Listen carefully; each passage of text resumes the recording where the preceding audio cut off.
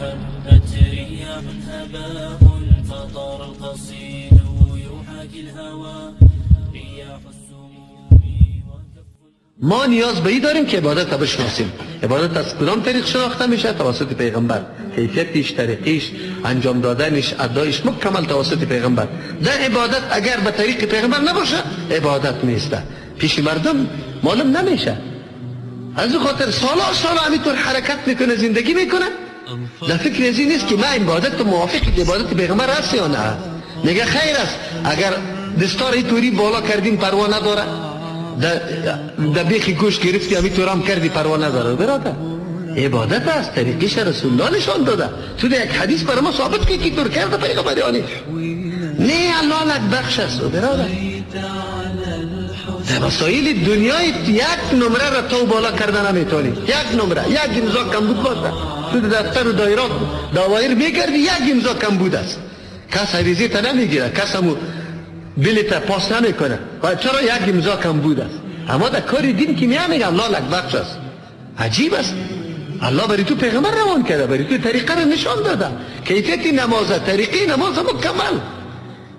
مکمل تشریح شده. این الله دیگه بس که علما پنهان میکنه، حقیقت دین به مردم بیان نمیکنه که رسول الله صلی الله علیه وسلم با کدام سیستم نماز خونده. محبت مذهب او را مانع از این ساخته که حق پنهان کنه، حدیث صحیح پیغمبر پنهان کنه به مردم در کل عمر بیان نکنه. مشکات شریف حدیثا را شروع میکنه، وقتی که در حدیث رفع الیدین و عامل بالجهر میرسه مناسب میگه این را نمیخوانیم. چرا؟ والا این مطابق مذهب ما نیست، پیشتر میریم ورقه چپا میکنه. عجیب است. عبادت کو کاری تو نیست، کاری پیغمبر صلی الله علیه وسلم است. و مردم بیان کن.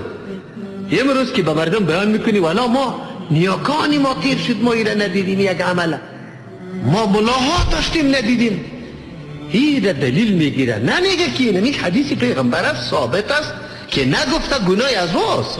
ما حالی شناختیم، دیدیم، آشنا شدیم و سند صحیح ثابت شد، ما پیرو رسول الله صلی الله علیه و سلم. ما تلاش میکنیم که عبادت ما موافق عبادت کی باشه؟ رسول الله صلی الله علیه و سلم. حالی بر ما اهمیت عبادت معلوم شد که الله متعال غایه و غرض پیدایش انسان ها و جنیات چی را مقرر کرده؟ عبادت. پس به ما واضح شد اگر یک انسان عبادت نمیکنه در حقیقت وجود از او کالعدم است.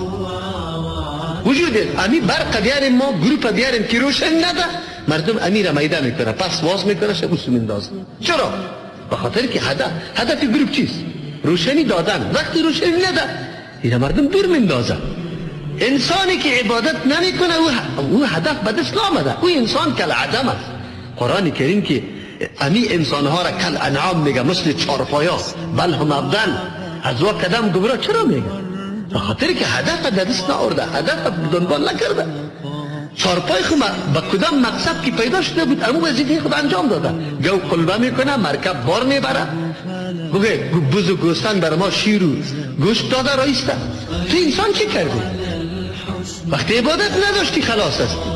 بنده هوا هوس، بنده شکم، بنده خواهشات، خیر و خلاص. تأسف است یک انسان هایی که با عبادت آشنایی نداره، با عبادت سر و کار نداره، بسیار جای تأسف است. چطور نمیشناسه که غایه و مقصد پیدایش ما چیه؟ معلوم شد که عبادت اهمترین چیز در زندگی انسان است. الله متعال انسان ها و جنیات برای عبادت پیدا کرده. من البهو هبت رياح هباء فطار القصيد يحاكي الهوى رياح السوء